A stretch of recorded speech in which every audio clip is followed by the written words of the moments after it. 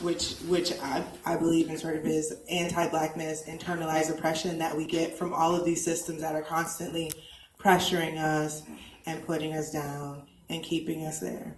And in order to be racist, you have to be able to have the capital and the power to actually have power over people. And so because of that, I will continue to keep fighting all of these structures all the time. And a part of the work that we wanted to do tonight before we left here was to make sure we also have some tools to give to folks. And so now I'm going to bring up my partner in crime, Natasha Soto, who's gonna talk to us a bit about Know Your Rights.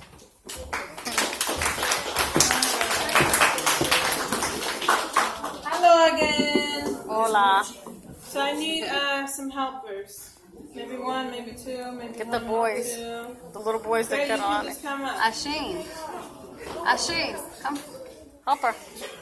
Asheen, Hi, can you hand this Asheen. out? Come over here. So much. Hi, can you Never hand mind. them out? Thank you so much. That's it. Thank you. You're so helpful. Thank you so much. So these are cards by the ACLU. They're not lifesavers, but they might be handy to read over and keep them with you. And I just want to lift up a couple points. Knowing your rights does not stop the cops from fucking with you and doing illegal shit. Right? So you can tell them that you know your rights. You can tell them that this is illegal. You can use all the language that you need, but that doesn't stop them from doing whatever they want, unfortunately. Yeah. So if we open up our little booklets on what to do if you're stopped by the police, I also have them in español. Si lo necesitas en español, yo te lo puedo dar. So in New York, I heard Mo Fresh talk about officers asking him for his ID. You don't need to carry your ID in New York State. So if an officer stops you and says, "Can I see your ID?" you can simply say, "I do not need to show you my ID."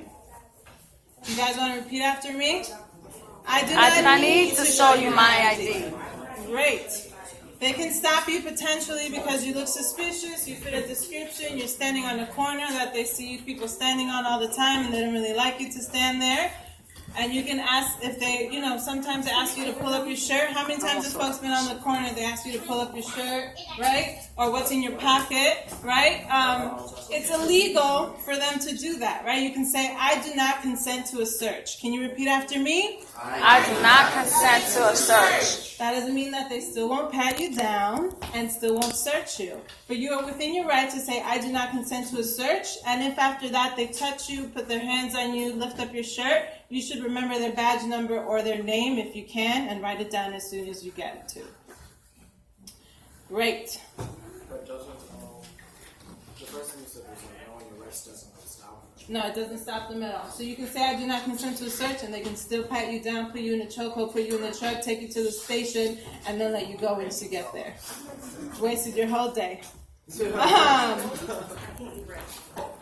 you are in your house or in your car, an officer doesn't have a right to go in there unless they have a warrant. And if they say they have a warrant, you should ask to see it, and it should be signed by a judge. Don't let them flip a piece of paper in front of you and put it back. You say, "I would like to see the warrant.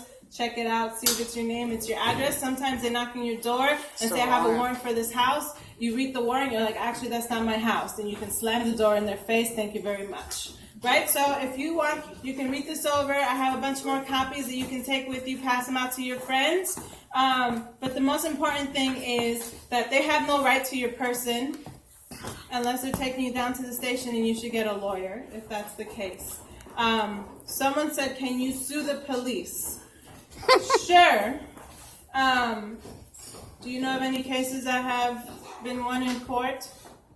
I mean, recently, we just had 2 instances of people dying, and the police officers are still getting paid. Right. They had no right to stop these 2 men.